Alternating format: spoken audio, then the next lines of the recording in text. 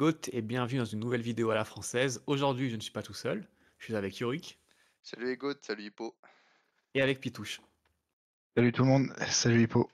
On se retrouve pour faire une preview du premier grand tour de la saison, donc le Giro qui part ce samedi. Du coup, on va parler de tous les favoris pour le classement généraux, mais aussi pour le maillot cyclamen, pour le maillot Azzurro et pour le classement du meilleur jeune. Et on va aussi parler un peu des étapes clés à suivre, notamment durant cette première semaine. Donc, ce Giro, pour le classement général, il y a quand même un épouvantail. C'est avec Pogacar. Je sais pas si vous voyez quelqu'un capable de rivaliser avec lui. Non. Il n'y a pas grand chose à dire pour le classement général, je pense que, ouais, sauf accident qu'on ne souhaite pas évidemment, Pogacar devrait le remporter. Et c'est plutôt la bataille pour le podium qui va, qui va être intéressante derrière. Ouais, non, clairement, Pogacar, en plus, vu la forme qu'il a montré sur toutes les courses cette année, il n'y a même pas un moment où tu te dis ah, il est peut-être un peu moins bien. Bon, il se balade tout le temps, donc là, t'as pas Vingegaard, t'as pas Roglic, t'as pas Remco ou quoi, où tu peux te dire potentiellement, non, là, c'est vraiment, comme dit Pitouche, sauf accident, c'est lui qui remportera ce Giro d'Italie. Moi, je regardais justement rapidement la première étape, mais vous pensez que c'est possible qu'il fasse les 3 semaines en rose? Parce Euh, que si je vois par le profil de la première étape, il peut aller la chercher, hein. Ouais, mais je pense qu'au bout d'un moment, tu sais, il ira lâcher le maillot à un moment ou à un autre parce qu'il va pas vouloir que UAE contrôle pendant tout le long. Tu sais, il y a un moment, ils vont lui laisser une échappée sur une étape, tu sais, un peu pour Baroudeur où ils vont pas, un peu difficile quand même parce que sinon les sprinters vont contrôler et ils vont laisser partir, tu sais, pour entre guillemets se débarrasser du maillot. ouais, en vrai, il peut, hein. Il peut, même si son équipe, moi, je trouve qu'elle est un peu faible. Mais bon, vu vu l'adversité, il n'y a pas vraiment besoin d'avoir une énorme équipe. Mais moi, je pense que Pogacar, il peut avoir envie de garder le rose pendant toute l'édition, un peu pour marquer les esprits. On sait qu'il aime bien faire ça. Et puis, honnêtement, quand on voit l'adversité, que son équipe elle a plus travaillé ou pas, ça va pas changer grand-chose. Déjà, il y a beaucoup de Ouais, chronos, c'est ça. donc Pogacar, ça a l'avantage. Alors, il y a peut-être un Geraint Thomas, mais bon, Geraint Thomas, c'est compliqué, même si on se souvient l'année dernière, il avait eu un pic de forme incroyable sur le Giro, et puis derrière, plus rien. Mais sinon, à part Geraint Thomas, je vois pas trop qui est-ce qui pourra rivaliser avec Pogacar. Ça jouera pour le podium derrière, mais pour le podium, en vrai, il y a quand même, je pense qu'il y aura une belle bataille, parce qu'il y a pas mal de noms. Ouais, bah là récemment ça parlait surtout de Romain Bardet. Bon bah nous ça nous arrange quand même côté français. Après bon ça reste quand même très ouvert. Un Ben O'Connor, faudra voir comment il s'est remis de sa chute autour des Alpes, mais il avait quand même l'air en grande forme là-bas, donc ça va être un gros candidat forcément. Bah, Geraint Thomas, Kenneth Brooks, et j'avoue aussi j'ai hâte de voir un Antonio Tiberi quand même, parce que vu ce qu'il monte Ouais. depuis cette année, ça risque d'être costaud quand même aussi sur ce Tour d'Italie. Ouais, c'est un nom que j'avais mis de côté parce que bon, Bahreïn va tenter le coup avec lui a priori en tant que leader de ce que j'ai vu, pour même avec Caruso en leader de rechange au cas où, mais ouais, bah, il est tout jeune, 22 ans, il roule, enfin il y a beaucoup de contre-la-montre, il est pas si mauvais que ça. Il fait 7ème sur le chrono du Tirreno Adriatico en début d'année et ouais, ça peut lui convenir. Alors après le podium, c'est peut-être une grosse cote, mais je suis intéressé pour voir ce qu'il va faire quand même. Et je voulais voir aussi, il y a aussi, enfin moi je trouve un truc qui m'a surpris dans beaucoup d'équipes, c'est quand même il y a beaucoup d'équipes de coureurs qui sont censés se battre pour le classement général, qui sont quand même séparés en deux avec un pôle sprint aussi. Et c'est pour ça que moi je vois Geraint Thomas plutôt, même si bon, il a pas fait grand chose en début d'année pour nous dire qu'il va faire un très bon Giro, mais au moins son équipe elle est centrée autour de lui. Alors que je sais pas, on prend Bora avec Martinez par exemple, bah, il y a Van Poppel, il y a beaucoup d'équipes avec des sprinters aussi, donc pas forcément tout le monde avec le coureur du classement général. Ouais, bah c'est vrai que après sur un Giro c'est peut-être un peu moins important, je sais pas. Moi je voulais revenir du coup Romain Bardet, c'est vrai que moi j'en attends beaucoup. Après Romain Bardet, moi je me méfie parce que ça fait quand même longtemps je trouve qu'on n'a pas vu un gros tour plein sur 3 semaines de Bardet. Il a quand même souvent eu tendance à un peu soit avoir des semaines un peu moins bien. Tibéri, ouais, grosse cote. Du côté d'Algezer, tu as dit Ben O'Connor. Moi, j'ai trouvé sur le Tour des Alpes qu'il était peut-être un peu en dedans, même avant sa chute. Et par contre, celui qui m'a impressionné, c'est Valentin Paré-Peintre, très très fort. Et même son frère aussi, qui a remporté une étape, même si je le trouve un peu moins bon. Donc, grosse équipe AG2R dans la globalité. Chez Bora, il y a Martinez, il y a aussi, alors, je sais pas si je le prononce bien, mais Lipowitz, donc qui a fait un énorme tour de Romandie. Ouais, mais Euh, Lipovic, j'en parlerai pas comme ça parce que pour moi, tu vois, genre, c'est quand même une grosse différence entre une course par étape d'une semaine et une course sur 3 semaines. Et en plus, c'est son premier grand tour, tu vois. Donc, je pense que lui, il sera vraiment rôle d'équipier. Pourquoi pas ouais, en mais échapper, mais enfin, moi, pour lui, pour le classement général, peut-être un top 20 si vraiment ça suit bien les jambes, mais je le vois pas faire mieux que ça, hein. ouais, mais bon, honnêtement, quand on voit la saison de Philippe et Martinez, Ouais. oui, je pense qu'il y a moyen de prendre quelque chose. Martinez, il bat Remco cette année, par exemple, tu vois. Oui, mais Bon, c'est bon, début derrière, il y d'année, a, il y mais. a plus, il y a plus grand-chose. Et puis, bon, quand on voit même ces 2 dernières années, c'est quand même pas Et il a terrible. Donc, je plus pense de références qu'un Lipovic, tu vois. Pour moi, Lipovic, je le vois plus dans un rôle à la Kemna, un peu, tu sais, vraiment chercher ouais, des c'est possible. étapes, des Non, trucs mais comme ça, tu vois. Peut-être, s'il est dans le peloton, rester avec Martinez, forcément, mais surtout, je pense qu'il aura un peu sa carte blanche, surtout, du coup, vu ce qu'il a montré là, autour de Romandie. et sinon, il y a aussi, bah, du coup, on parle du Tour des Alpes, il y a quand même le vainqueur, Juan Pedro Lopez, donc qui avait porté le maillot rose en 2022 et qui d'ailleurs avait eu un peu du mal, donc peut-être que aussi c'est son année. Dunbar aussi, l'an dernier très fort et qui a un peu du mal à confirmer. Storer pour la Tudor, pareil aussi sur une bonne forme. Donc, Est-ce que Stora donc va jouer le général? Parce que moi, je suis Ouais, je pas suis pas sûr, hein. sûr. Moi, je suis pas sûr non plus. moi, je pense qu'il peut, hein. Je Parce pense que, qu'il peut. parce que sur les courses d'une semaine, pourquoi pas, mais on a bien vu, quand c'était chez Groupama et qu'entre guillemets, il devait faire l'équipier et se transformer en leader, c'était pas là où il était le meilleur, hein. Par contre, quand il faut aller chercher des étapes, bah, il a sa Vuelta référence en 2022 et je pense que c'est dans ce rôle-là où il est excellent et qui, selon moi, bah, il devrait rester dans ce rôle-là, tu vois. Ouais, mais une équipe comme Tudor, je pense, peut vouloir aussi avoir un mec qui joue le général, sachant qu'ils amènent une équipe avec des sprinters pour jouer les étapes. Donc peut-être que Storer, enfin, il va jouer un top 10. Moi, je pense qu'un top 10, c'est largement à sa portée. Et sinon, en termes de favoris, bah, on peut citer aussi des Carty, des mecs comme ça. Mais Quintana aussi qui revient. ouais, mais c'est. Ouais. Ouais, c'est pas dingue, mais de toute façon, on a fait le tour, hein, je pense. Ouais, là, je Ouais, pense qu'on a, clairement.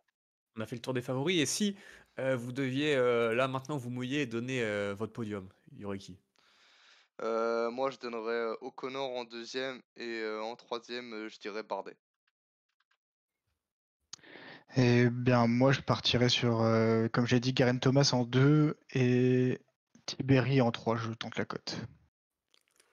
Non, moi, j'ai pas, honnêtement, je pense que ça va être un Giro assez ouvert, mais moi, je mettrais Geraint Thomas en 2 et puis Ben O'Connor en 3, mais vraiment sans grande conviction. J'y crois pas du tout.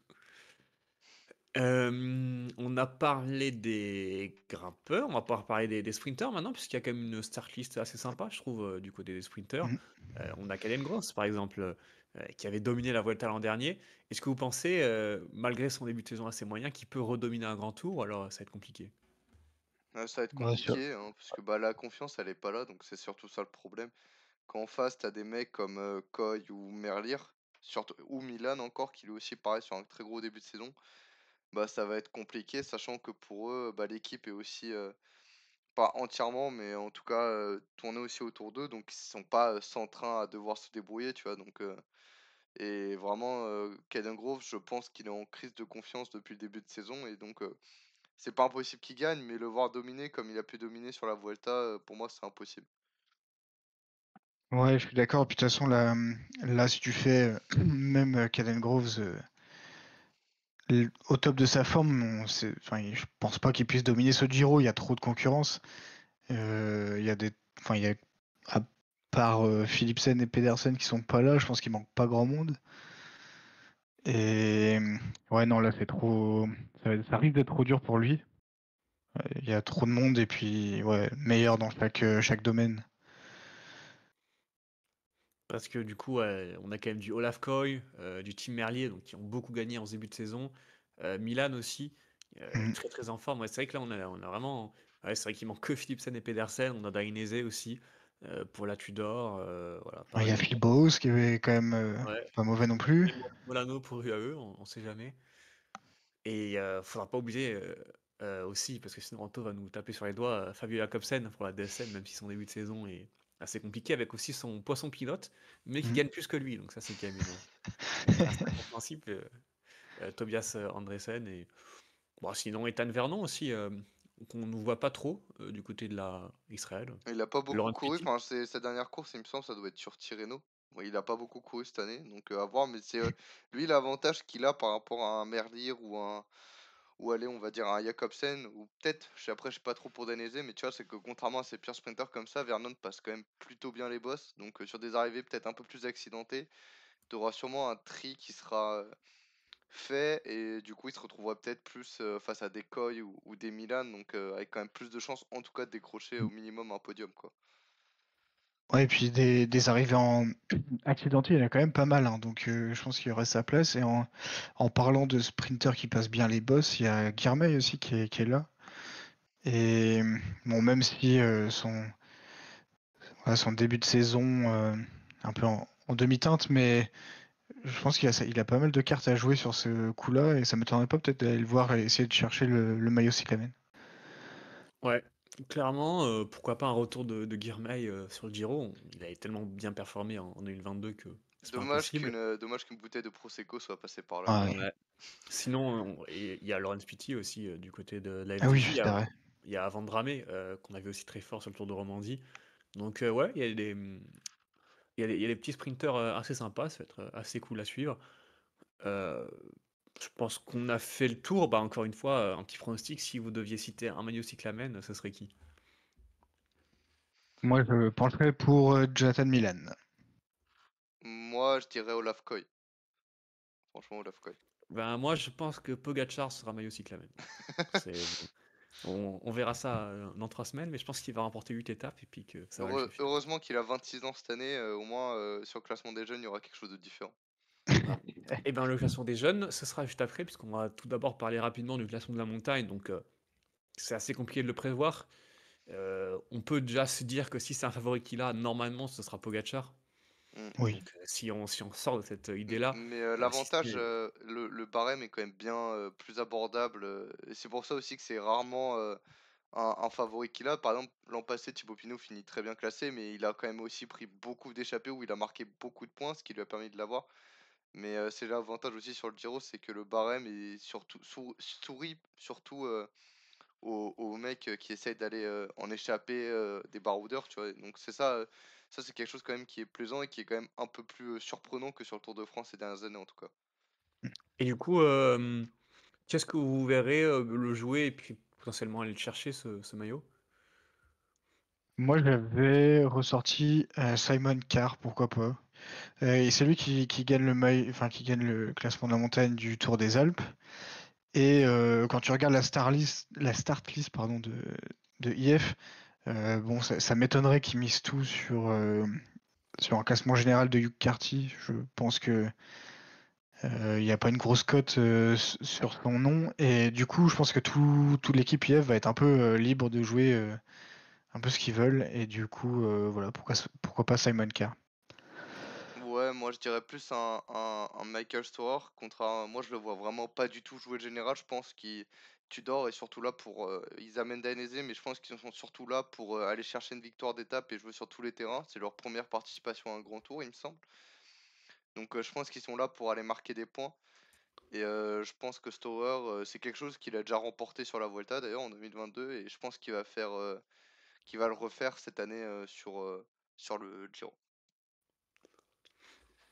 Bah moi je me dis pourquoi pas un Damiano Caruso qui déciderait du coup de se désintéresser du classement général pour aller chercher un maillot à domicile. Donc pourquoi pas, mais c'est tellement aléatoire ce maillot. Ouais. Ça va être celui qui va prendre le plus échappé, qui va être très fort. On se souvient de l'année dernière de Derek Guy qui était passé pas loin de le prendre alors que je pense que personne l'aurait prono en début de Giro. Donc il y aura des surprises. Et du coup, le dernier classement, évidemment, c'est le classement des jeunes. Et donc là, heureusement, comme tu as dit, Yorick, que Pogacar est vieux. Enfin, vieux. Il est plus vieux que les jeunes, apparemment. Euh, Bah, qui est-ce que vous voyez aller chercher ce classement? Il y en a quand même un qui ressort peut-être du lot, c'est Senna Brooks. Mais est-ce que vous voyez quelqu'un d'autre capable d'aller rivaliser? Bah, moi, si on suit mon prono que j'ai fait tout à l'heure sur le podium, je vois Tiberi. Pour plusieurs raisons, je pense que déjà, il est meilleur rouleur que Ute Brooks. Il y a quand même quasiment 70 km de contre-la-montre, donc ça va jouer. Donc voilà, c'est lui que je vois. Même si je suis d'accord que Shihan Ute Brooks est peut-être favori, mais je mettrais Tiberi quand même en pari. Ouais, moi je suis d'accord parce que la différence aussi, c'est que quand tu regardes les deux start lists, bah, par exemple, un Tiberi, bah, il a un Woodpulse pour l'accompagner ou qui d'autre? Alors, je regarde, faut que je retrouve la start Ah, list. je crois que Woodpool est sorti de la start list, hein, Oui, d'ailleurs. Woodpulse n'est Ah plus oui? sur la Ouais, start il est Attends, list. sorti attends. aujourd'hui. Ouais. Du coup, je trouve qu'en montagne, c'est quand même un peu plus solide côté Bahreïn. Il y a du Damiano Caruso, forcément.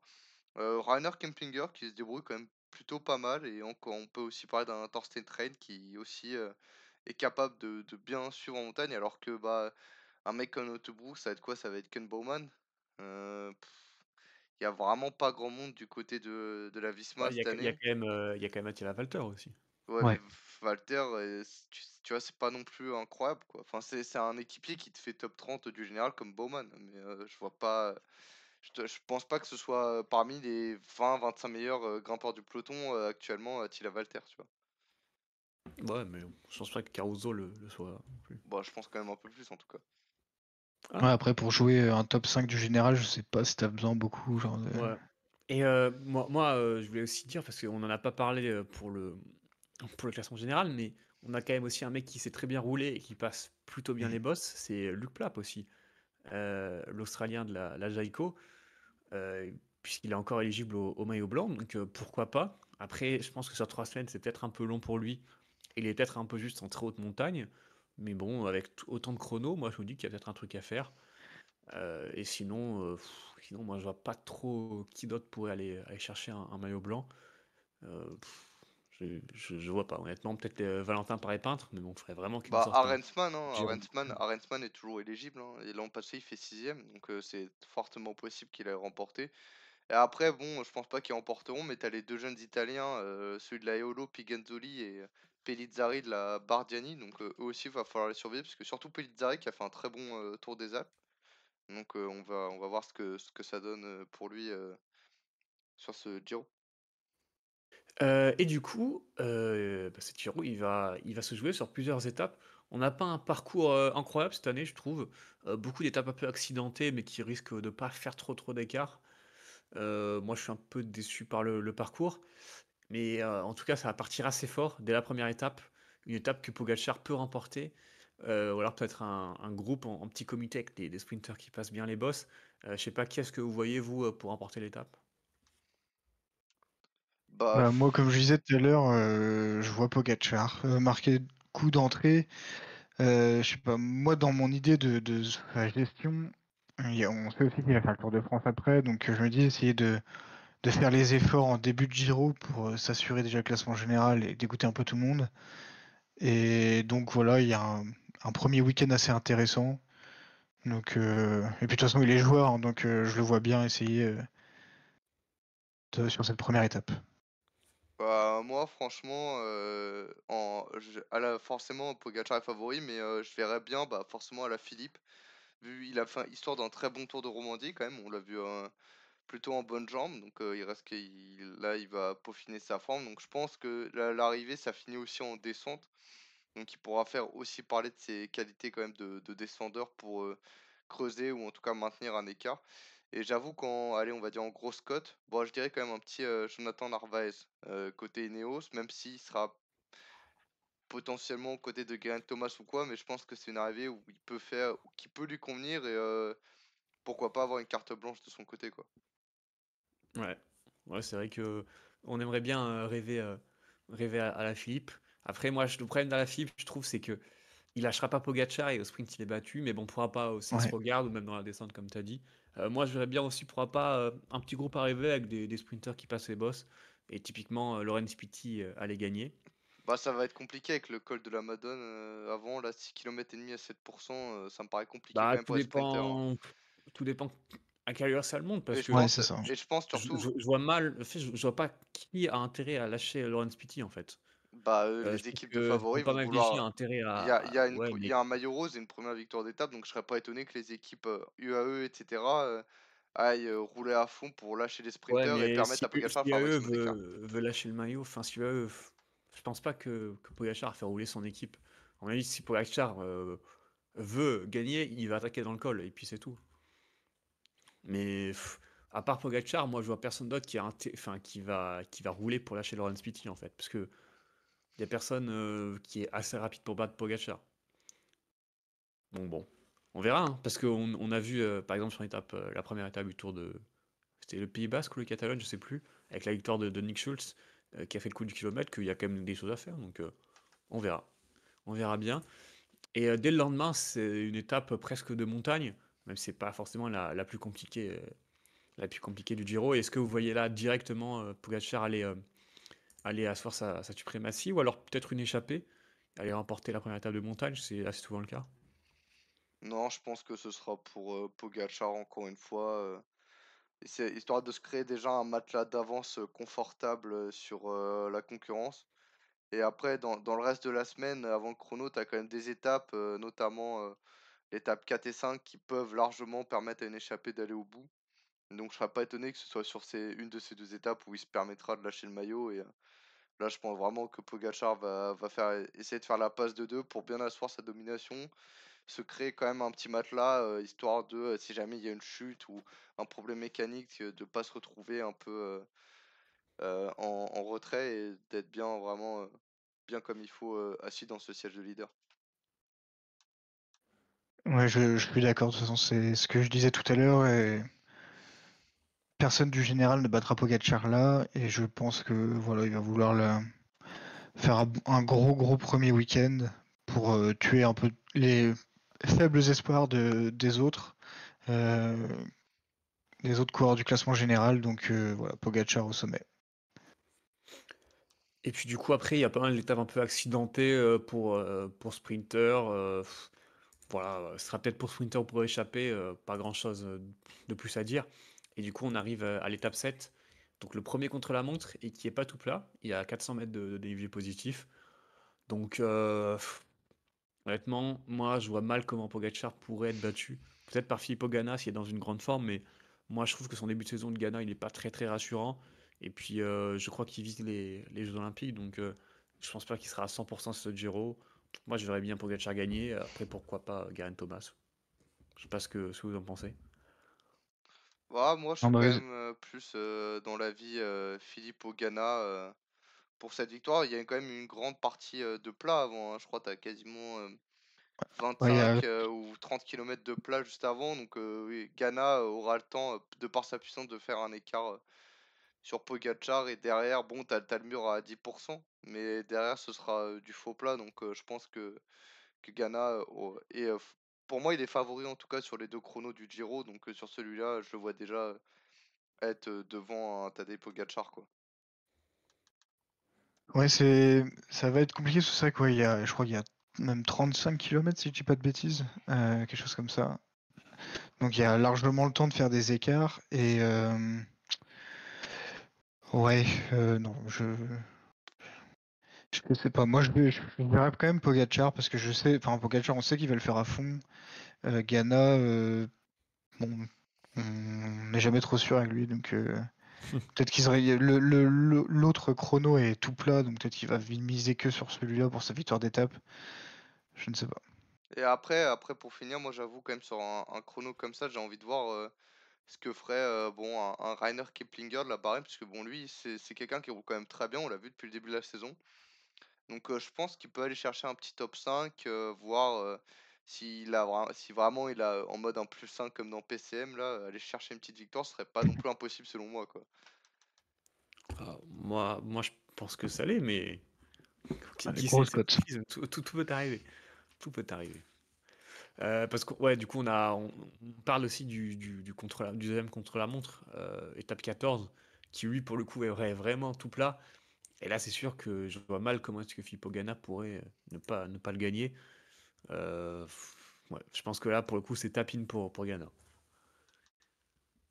Ouais, clairement, bah là, s'il est vraiment en forme, lui, ça va le faire bien. Et l'avantage aussi, c'est que un Pogacar, contrairement aux 3 premières étapes dont on a parlé, sera quand même un peu désavantagé.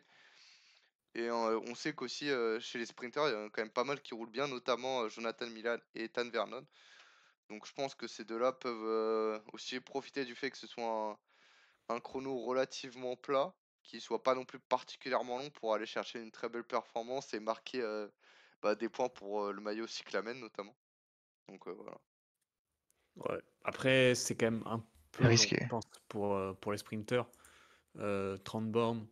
Après avoir, il y a aussi de Lynos du coup chez Shield aussi, qui a Ouais. fait un bon chrono en Romandie, donc pourquoi pas, mais On, Ghana, ouais, on- il semble imbattable. on pourrait citer Euh, l'ancien champion du monde quand même qui est là, Tobias Foss, mais C'est ah vrai. oui, je l'avais totalement oublié. Bah pourquoi pas, hein, il a été champion du monde, donc ouais, exactement. pourquoi pas. Pourquoi pas une autre perf On revient un peu en arrière, du coup, juste après le premier chrono, bah, l'étape 8, et une étape de montagne avec un petit enchaînement, une étape vraiment accidentée pour le coup. Il y a pas du tout de plat, ça monte, ça descend toute la journée. Et donc bah, ça, c'est carrément une étape où Pogacar va faire des gros écarts. Ouais, mais là, typiquement, moi je pense que ça va être une échappée qui va aller au bout. C'est quand même super casse-pattes, super dur à contrôler. T'es en début de Giro, enfin franchement là je pense que les équipes favorites vont pas se casser la tête à contrôler, ça va sûrement laisser des mecs, parce que bon, ceux qui voudront avoir un peu de marge se relèveront déjà et ont déjà pris une dizaine ou une vingtaine de minutes dans les dents. Donc là je pense que ça sera surtout une lutte pour ceux vont se faire une lutte pour le maillot de meilleur grimpeur quoi. Typiquement là un Storer ou un Zana pour moi ça se régalerait sur ce genre d'étape quoi. Ouais, je suis d'accord avec l'échappée, surtout que ça commence direct par une petite bosse, donc euh, on voit qu'il y a quasiment 10 km à 4%, donc les échappées, non c'est ouais, c'est un peu moins, mais du coup c'est des grimpeurs qui vont sortir, donc forcément ils vont pouvoir mieux tenir derrière, donc alors qui je ne sais pas, peut-être le Rubio qui pourrait être là, ou quelqu'un de la Movistar, ils ont du monde pour essayer de partir en échappée, donc voilà. Ouais, mais moi je me dis que avec le faible nombre d'étapes de montagne qu'il y a sur ce Giro, Pogacar va quand même vouloir en gagner quelques-unes.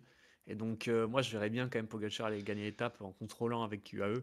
Et puis bon, lui il a besoin Ouais, de mecs contrôlés, mais pas voilà, si l'échappée est à 5 minutes, il les reprend les mains dans les poches quoi. Donc ouais, mais admettons, là, il a encore le maillot rose, il l'a pas lâché avant. Pour moi, bah là, il va justement chercher à le lâcher. Parce que comme tu l'avais dit, bah le collectif UAE, bon, c'est une belle équipe, mais c'est pas non plus une équipe de fou, quoi. Et je pense qu'il y a un moment aussi, s'il y a ce genre de calculs qui sont à prendre en compte, et enfin, même s'il a lâché avant, je pense qu'il va pas vouloir fatiguer outre mesure ses équipiers. Là, il laissera la charge du contrôle du peloton à une autre équipe, ou en tout cas ils mettront entre guillemets un faux rythme, ils maintiendront peut-être l'échappée à 10 minutes, un truc comme ça, et se bon, fatigueront pas moi outre mesure, hein. honnêtement, je pense qu'il en a pas grand chose à faire pour le coup d'avoir le maillot ou pas. Pogacar il est tellement au-dessus. On se souvient de son tour c'était en 2021 où il prend le maillot, je crois, il tape 7 ou 8 et puis voilà, il le garde tout le tour. Mais en fait, il n'avait pas une équipe incroyable, mais il est tellement au-dessus que dans tous les cas, ça change pas grand-chose que son équipe soit un peu fatiguée parce que ton équipe t'en a besoin pour contrôler quand tu as un Vingegaard, quand tu as un Roglic ou un Mm. Remco. Mais quand ton adversaire, c'est Geraint Thomas Bah t'as et besoin de Romain ton Bardet, équipe pour contrôler si t'as envie de gagner l'étape aussi, hein. C'est pas ouais, mais uniquement Moi, voilà. je s'il y a suis des pas favoris. sûr, moi, qu'il veuille gagner tant que ça d'étapes parce que Ouais, il a il y le, a le tour il, aussi, hein. voilà, c'est ça, il va jouer le tour et Oui, mais est-ce qu'il ça, tenterait, c'est. il tenterait Non, peut-être même le, mais c'est Pogacar. Enfin, Pogacar, il en a tellement rien à non, mais, faire. ouais, mais c'est sûr, mais moi je me dis, il va gagner le Giro, genre il devrait gagner le Giro pour le tour et il sera grandissime favori, partant du principe que Vingegaard sera loin d'être à 100% s'il est là. Donc, est-ce qu'il tenterait même pas d'enchaîner par le Tour d'Espagne derrière pour gagner les 3 tours? Quand on en a gagné 2, pourquoi pas faire 3, tu vois?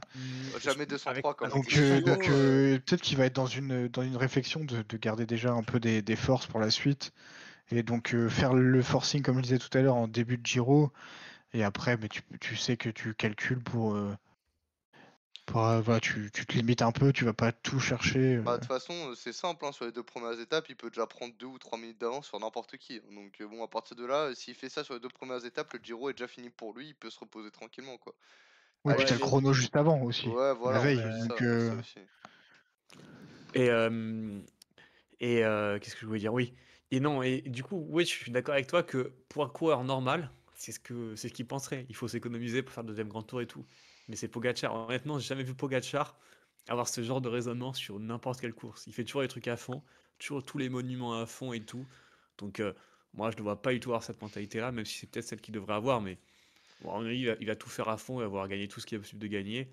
Et comme tu l'as dit, si Pogacar, il arrive normalement sur l'étape de montagne, là, il pourrait avoir genre 5 ou 6 minutes d'avance sur tout le monde.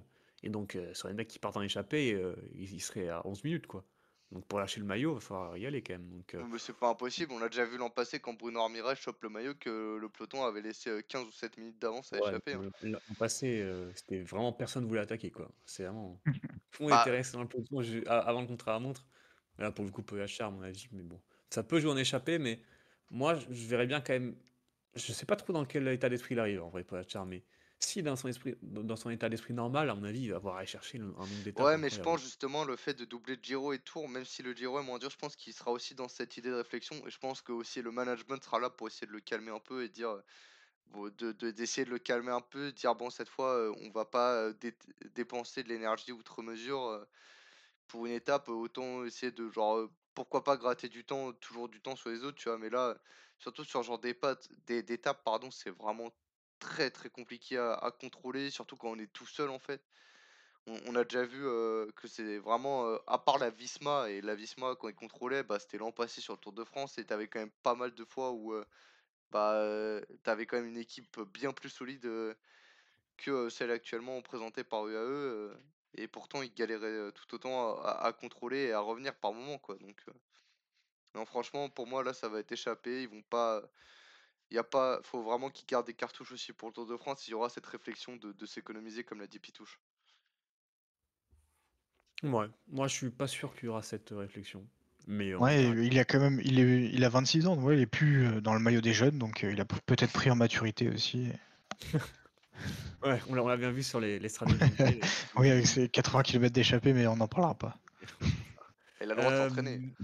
Euh, Ensuite, bah, étape 10, c'est l'étape de montagne, encore une fois. Enfin, de toute façon, j'ai vraiment l'impression que l'étape de montagne, de toute façon, on va dire la même chose à chaque fois, quoi. C'est Ouais. Pogacar ou l'échappée, et puis ça va être les mêmes noms qui vont ressortir. Euh, voilà, c'est pareil. Enfin, pour le coup, je sais pas. Moi, j'aurais plus, pour le coup, une échappée sur cette étape-là. Mais ça peut aussi être Pogacar. Enfin, bon, honnêtement, j'ai plus trop d'avis. Ça a un peu été la Attention, même chose sur cette je voudrais étape, quoi. dire quand même aussi, attention pour Romain Bardet, on sait à quel point il galère le lendemain d'une étape, enfin d'un jour de repos. Bah, l'étape 10 normalement c'est un lendemain d'un jour de repos, donc attention à lui, hein, parce que en général ça lui sourit pas trop quoi. Ah ouais? Moi, je pense pas que ce soit. Si? C'est après un jour de repos? Ouais, ouais, c'est après un Ouais. jour de repos, ouais. Ok, ouais. Ok, ok. Bah ouais, du coup, compliqué pour Romain Bardet, peut-être, on verra s'il est encore dans la lutte. Parce qu'après, il y aura le chrono, on en a déjà parlé. Et puis après, du coup, sur les dernières étapes, il n'y a pas grand-chose à dire. Étape 15, assez montagneuse, mais encore une fois, elle me semble pas si compliquée que ça. T'as beaucoup J'aurais de bien dénivelé échappé. positif et t'as surtout une arrivée à plus de 2000, à quasiment 2400 mètres d'altitude. Et là, pour le coup, pour une fois, on va pouvoir dire, je pense que Pogacar n'est pas favori, puisque lui, l'altitude, on a vu que c'est pas non plus ce qui lui réussit le mieux, que ce soit bah, la Lose l'an passé, notamment déjà, où il avait quand même pas mal galéré, sachant que ça va bien haut, ça. Donc, Ouais, et t'as moi, ouais, je un pense Martinez, là, un que ça Daniel chute. Felipe Martinez, là, franchement, il y aurait moyen de se mettre bien. Ah ouais? Moi, Bah ouais, ouais, hein. moi je sais pas. Moi, pour moi, c'est pas un problème l'altitude pour Pogacar. C'est plutôt la température. Et puis sur le Tour de France l'année dernière, il y avait aussi des conditions assez spéciales. Mais ouais, du coup, avec les conditions du Giro qui sont souvent assez dures, moi je pense qu'il va se régaler. Donc pour moi, il peut totalement gagner cette étape. Et sinon, bah, si on parle voilà, altitude en pensant à des Colombiens, pourquoi pas aussi un Enéas Rubio qui va chercher une deuxième étape après celle de l'an dernier. Ouais, pourquoi pas. En échappée, évidemment. échappé. Et puis du coup, après, là, on a étape 20. Donc, avec un col qu'on va faire 2 fois, du coup, une sorte de circuit de col, bon, c'est assez spécial et une étape qui finit en descente. Donc quand on connaît les qualités de descente de Romain Bardet ou Ouais. d'Alaphilippe aussi, peut-être se dire qu'on échappait, il y a peut-être moyen, Bah, mais c'est bon. surtout la dernière occasion pour, ceux qui si, le général après il faudra voir, comment, ça se passe, mais là déjà pour moi ce sera forcément un mec qui sera en échappée qui gagnera. Tu en fin de Giro, on parle de Pogačar, bah, il y a vraiment aucun intérêt pour lui et l'équipe d'aller, Mmh. contrôler cette étape. Je pense que de tous les cas, le Giro sera déjà joué pour lui, donc il va pas se fatiguer outre mesure et il y aura sûrement des attaques, si c'est serré au classement général. Donc par exemple un Bardet qui a la lutte avec, je sais pas, un Tibéri pour, la troisième place par exemple, bah là, ce serait le moment idéal pour lui d'aller tenter quelque chose et d'être offensif. Mais sinon, ouais, un Alaphilippe, selon la condition dans laquelle il est, au fur et à mesure de ce Giro, peut-être qu'il sera, la forme sera meilleure au fur et à mesure des jours. Donc c'est clair que c'est probable pour lui. Après, je pense que les cols seront quand même un peu durs pour, Julien. C'est plus, le Julien de 2018-2019. Mmh. Donc Ouais, on là, voit ouais. sur ces étapes en échappée, sur les derniers grands tours, ça a toujours été un peu compliqué. Donc là, je vois c'est 18 kilomètres le col, à 8 de moyenne. Ouais. Je pense que Philippe, ça paraît un peu trop compliqué pour lui. Ça serait une bonne surprise s'il gagne en tout cas. Mais, Bah, on le moi, souhaite tous, mais ouais. moi pour le coup, encore une fois, Pogačar, j'ai quand même pas le souvenir qu'il laisse, partir les dernières étapes de Grand Tour, hein. Moi, je me souviens qu'en 2021, la dernière étape là, alors qu'il a Grand Tour gagné, il a quand même contrôlé, tout, l'échappée machin, pour Ouais, aller mais il gagner. double pas derrière. C'est ça la différence, c'est que là, Oui. il y a pas, il y a, déjà, t'as Mais personne. honnêtement, Ouais, quand mais tu vois le Tour de Catalogne de Pogačar où le mec, se barre à 3 oui, centimètres mais de tu l'arrivée. compares pas, on va quand même pas comparer une course par étape d'une semaine à un grand tour, il faut. Bah oui, mais c'est la même chose. S'il Bah non, voulait se il y a, préserver, il ferait pas autant d'efforts. Là, bah il non, fait beaucoup. bah non, parce que Tour Catalogne, c'est pas un objectif majeur de sa saison. Le Giro en est un. Le Tour de Catalogne, Ah c'était oui? une course de préparation pour arriver sur le Giro. Et là, dans l'optique, parce que bon, le Giro, ils veulent gagner, mais l'objectif principal, ça reste d'aller doubler avec le Tour et d'aller là-bas en tant que leader. Donc forcément, là, bon, vraiment, je comprends pas. S'ils contrôlent la UAE et Pogacar, franchement, je verrais pas l'intérêt. Après, ça dépendra évidemment de ce qui se Bah, passe tu avant vas sur gagner le. une étape d'un grand tour. Moi, honnêtement, Mais il les vu gagne quand il veut. l'adversité. On l'a dit, les deux premières étapes, s'il veut, il les gagne. Bah oui, mais Mais t'as des Pogacar, calculs, il t'as des il veut calculs tout derrière. gagner, Pogacar. Mais oui, mais Il t'as veut des tout calculs gagner. derrière. T'as des calculs derrière. Tu peux pas.